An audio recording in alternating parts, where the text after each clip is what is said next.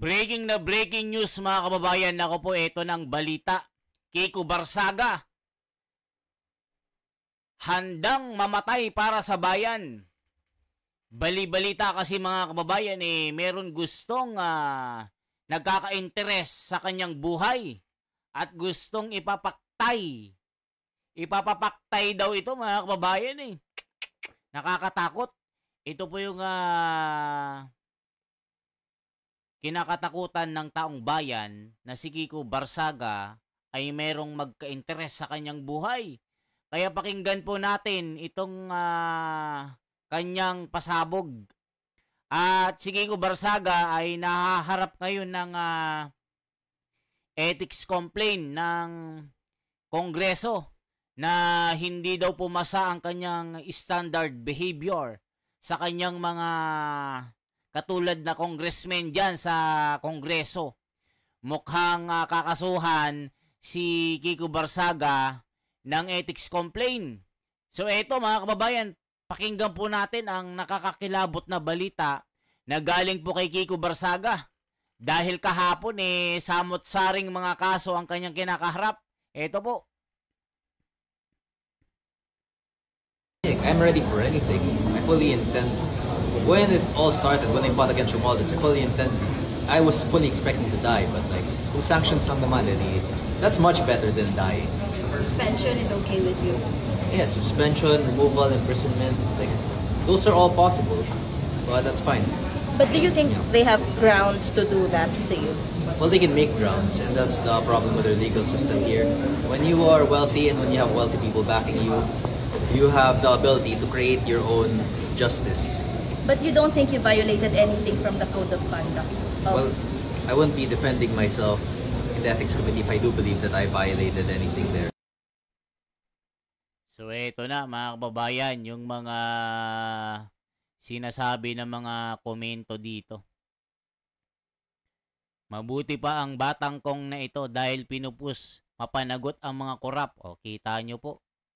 Mabuti ba daw si Kong Barsaga ay talagang porsigido na panagutin ang mga korap. Pero itong si Erwin Tulfo at itong tatlong mga tawag dito mga kababayan, tatlong bungol, yung tatlong galing-galingan na senador ay walang kwenta.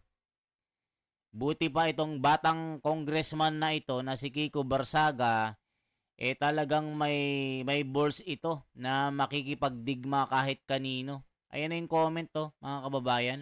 Buti ba si Kong Barsaga talagang may balls na makipagbasagan ng muka sa mga korap na politiko. Yari mga kababayan.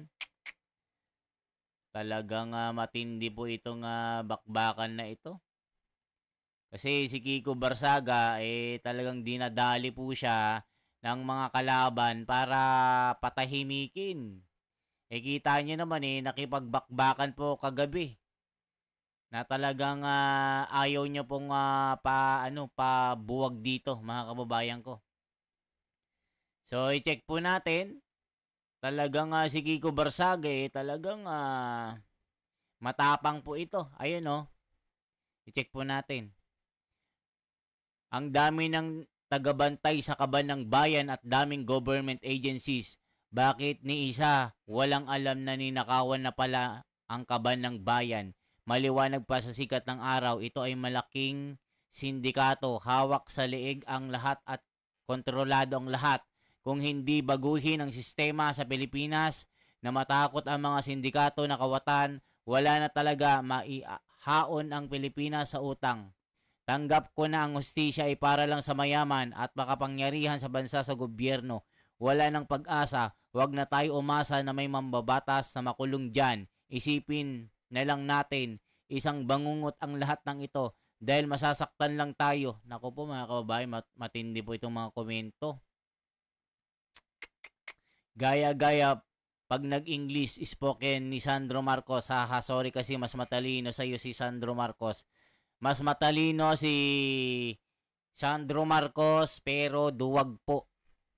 Duwag dahil takot ipagtanggol ang Pilipinas sa mga buhaya. Kita nyo naman, walang ginagawa. Angkel niya, kurakot. Kagaya din ng tatay na duwag. Media talaga, paborito nilang interviewin ang mga may saltik. No wonder ang media, mahawa na may saltik na rin. Kung binabash niyo po si Kiko Barsaga na may saltik, kayo yung may sapak. Kakamping called him crazy, at least hindi magnanakaw. True, that's true. Trabaho kayo ng maayos, oy. Wag lang manggulo sa bansa. Dapat sa mental lang magserbisyo yan. O, tignan nyo, binabash si Kiko Barsaga, pero kayong mga kurakot. Not even the wealthiest people. Okay, at ito yung pinakamayamang subdivision sa buong Pilipinas dito sa Forbes Park. Kaya we are protesting here so we can show the people that we do not have to fear anyone no matter how rich or powerful they may be. Yes. Okay, tama? Tama! Laban para sa bayan! Laban para sa bayan! Ang mga magnanakaw na politiko dyan! Lumabas na kayo! Sa loob niyan, sa Forbes Park, there are hundreds of billions of stolen funds that we can take back and insert back into our economy. Okay? Ayan po, galit na galit ang mga tao. In a lesson by the ethics committee that that kind of behavior is not desirable, it is not acceptable, especially if you are a member of the House of Representatives. So sabi niya hindi acceptable ang behavior ni Kong Barsaga. Sabi po, Rep. Ronaldo Puno, on Kiko Barsaga, he does not believe he did anything wrong because obviously his standards are much lower than the average person. Abang yabang naman nito. Mayabang pala itong congressman na ito. Nasa palan din ang mukha nito. I'm still in the ethics committee. We filed this complaint because we want standards of behavior to be established in Congress. No? Like, okay ba maglagay sa website namin ng mga malalaswang litrato? Okay ba insultuhin namin yung kababaihan? Okay ba sabihin namin sa mga kabataan na pag congressman na kayo, para yumaman kayo? Tama ba yun? So if this is something that is acceptable behavior for a congressman, I want the ethics committee to rule on it. No? Because ako tingin ko that is definitely should be prohibited. Di ba? Should be prohibited. Sir Kong Barsaga in an interview earlier said, first, he's not open to reconciliation also, and second, he believes he did not do anything wrong. Your reaction po? Well, we should remind him about the standards of human behavior. No? He does not believe he did anything wrong because obviously his standards are much lower than the average person. So I think maybe he should be given a lesson by the ethics committee that that kind of behavior is not desirable, it is not acceptable, especially if you are a member of the House of Representatives. Mga kababayan, tignan nyo po mga isip nito. Imbes na tulungan po nila si Kiko Barsaga, hanapin ang katotohanan para makita ng taong bayan ang mga nagkasala. Pero tignan nyo po ang kanilang ginagawa. Ginugurgur nila si Kiko Barsaga. Gusto nilang matanggal sa pagkakongreso kasi nga yung daanan ng mga korap na ito, kasama ng mga korap na congressman na ito, kita nyo po. Ginugurgur nila si Congressman Barsaga, sinisiraan po nila. Nakita nyo po mga kababayan. Kung sino pa yung matapang na politiko na gaya ni Kong Barsaga, Marcoleta, sila po ang sinisira ng mga taong ito. Kita nyo po mga ito. Totoo naman na yumaman kayo sa pagiging congressman. Yung mga kontraktor dyan, sila po ang nakinabang sa pera ng bayan. Ibinulgar yan ni Diskaya. Ang dami nyong mga kontraktor. 67 na kontraktor na puro congressman. Diba? Nakita nyo po ang binulgar ni Gutesa. Tinumbok niya yung dalawang mastermind na magnanakaw. Anong ginagawa nyo? Sinisiraan nyo. Anong ginawa ni Lacson? Siniraan si Gutesa. Anong ginawa niya kay Marcoleta? Pinasugpinan niya. Tignan nyo mga kababayan. Totoo po ang sinasabi ni Congressman Barsaga na yung sistema natin bulok At talagang malaking sindikato yung grupo na ito na kumakain na parang anay sa ating lipunan. Ginagatasan tayo mga tax na binabayad po natin, lahat po napupunta lang po sa bulsa ng mga buhayang ito. Ako nabibisit na rin mga kababayan. Totoo lang. But there's no other alert except being always in high alert. Sir, nakausap niyo po si Presidente? Anong sabi nga, take care of the situation. Ayun lang, hindi naman siya nagpapanik. Sabi niya na, take care of the situation, make sure that no one gets hurt. So, kaya nandito sila. Your message to the rally, sir? Especially kay Representative Kiko. Everybody has a right to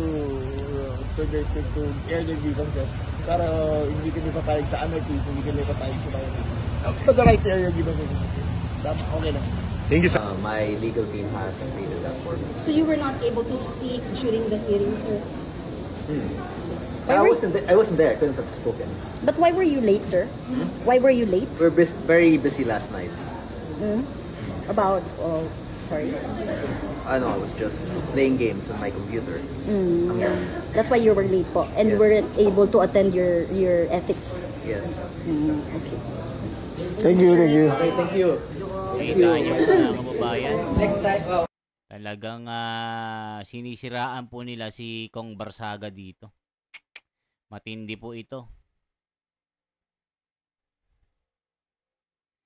Kudos to those who voted for him. Happy na kayo niyan. Mas gusto ko si Kong Barsaga kaysa sa mga buhayang politiko, mga kababayan. To sa totoo lang. Sa totoo lang, mas okay pa itong Barsaga na ito kaysa kayo na mga congressman na mga bugok. Mga bugok na kupal na magnanakaw. Ito po. Nautakan po si John Vic Rimulya. Yan. Nautakan po ni Congressman Miao. Ito yung sinasabi ni Kiko. Ayan no. Congressman Miao, nautakan po si John Vic. Tila isang malaking Miao direksyon ang ginawa ni Congressman Barsaga matapos niyang mautakan ang nakaabang na 2,000 police at di SILG John Vic Rimulya inimbes sa Forbes Park, Raha Somlayman Park siya pumunta. Ayan mga kababayan. Matindi. Talagang tignan nyo po itong pahayag ng Iglesia ni Cristo. Ito po. Tignan nyo po. Pamahalang pangkalahatan, kapatid na payagan po ninyo na basahin ko na. Ito pong statement ng Iglesia ni Cristo galing po sa tagapamahalang pangkalahatan, kapatid na Eduardo V. Manalo. Pahayag ng Iglesia ni Cristo tungkol sa mga investigasyon ng malawakang katiwalian sa mga flood control projects. Ang Iglesia ni Cristo ay payapang nagmamasid sa kasalukuyang nagaganap sa Pilipinas, kalakip ang pananalangin sa Diyos na sana ang makapamayani sa ating bansa ay ang kapayapaan at katarungan. Ang mga pagtatalo-talo at pag-aalitan na ibinunga ng malaking eskandalo ng katiwalian sa libu-libong flood control projects ng kasalukuyang administrasyon at ang mga pag-aawayang pampulitika ang dahilan ng mga kaguluhan ngayon sa ating bansa. Nakita namin ang ginawang hakbang ng pamahalaan sa layuning alamin ang punot dulo ng mga napaulat na mga anomalya sa mga nasabing proyekto. Bukod sa sinimulang mga pagdinig tungkol dito ng Kamara at Senado, ay itinatag din ang Independent Commission for Infrastructure, ICI. Tulad ng maraming Pilipino, naghihintay din kami hindi lamang sa magiging resulta nito na dapat ay totohanan at mapagtitiwalaan, kundi kung paano ito maisasagawa ng walang pag-aalinlangan. Gaya ng nararapat, kailangang mapanagot ang pinakaugat ng mga pagnanakaw ng daan-daang bilyong piso sa kaban ng bayan sa panahon pa naman ng paghihirap ng mga mamamayan. Ito ay para mailapat ang katarungan at harinaway upang hindi na tularan pa ng iba. Subalit, hindi ito magagawa kung ititigil na ang investigasyon ng Senado, gaya ng napapabalitang gagawin ng liderato nito dahil sa hindi malinaw na dahilan. Gayun din, hindi rin makatutulong ang investigasyon ng ICI sa palihim nitong pag-iimbestiga.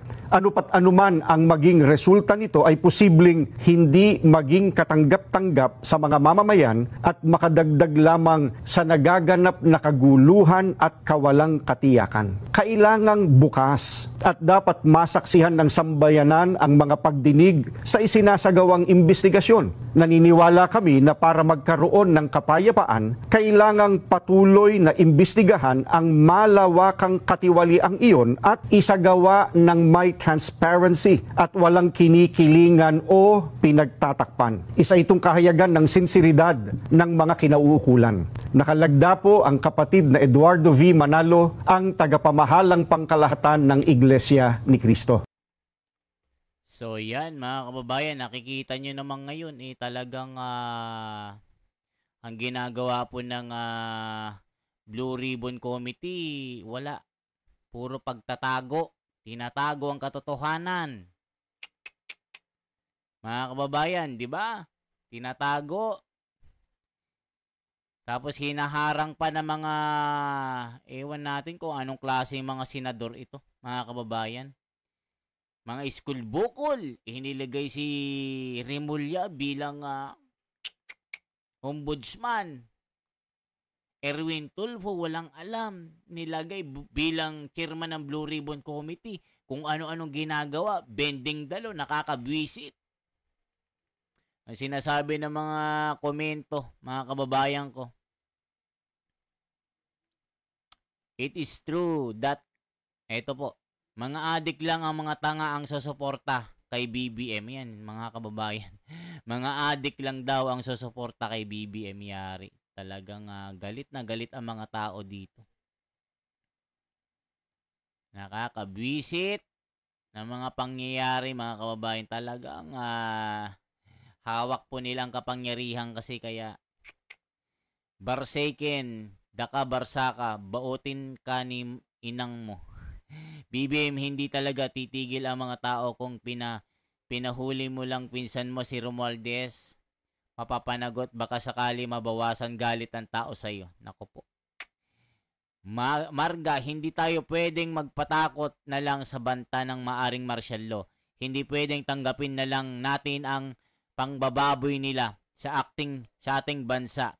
At ang malawakang korupsyon, hindi pwedeng panoorin na lang namin sila habang nagkakaisa sa paghihirap ng mga Pilipino. If ever mag-martial law, mas lalong dapat magkaisa ang taong bayan. People power ang pagpapalaya sa taong bayan nung panahon ng martial law. Ang problema sa panahon ngayon, marami ng tuta, bigyan mo ng barya, sumunod agad, mga totoong salot ng lipunan, perwisyo ang dala. Nako po. Walang magagawa si PBBM kung ipakulong ka sa mental hospital. Martial law at susunod sa kanya ay pulis at sundalo niya. Sige, para malaman ng lahat ng Pilipino anong uri ng pulis at sundalo at Pinas. Kapag sinaktan nyo ang mga tao, mga sundalo sa Mindanao, mag-umpisa na po kayong magbiyahe. Ayan mga kababayan.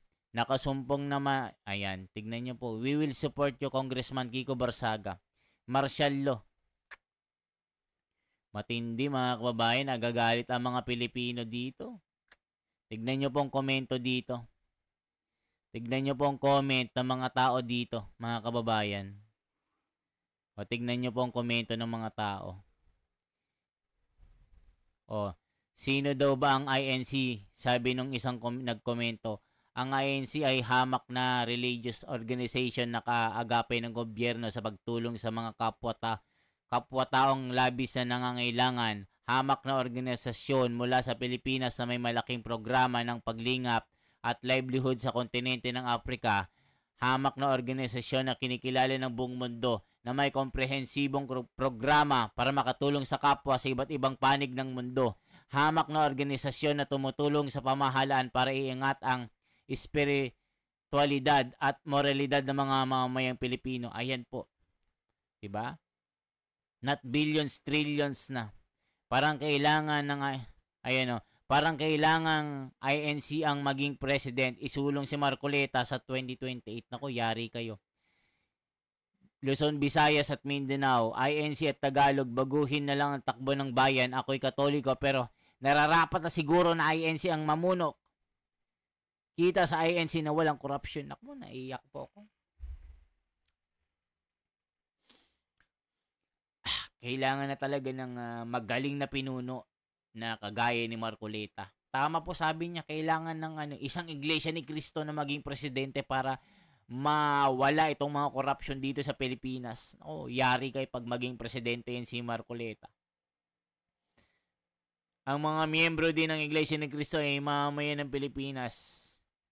Nagbabayad ng tax, bat na kinakaltas na pinagpawisan at pinagtrabahuan.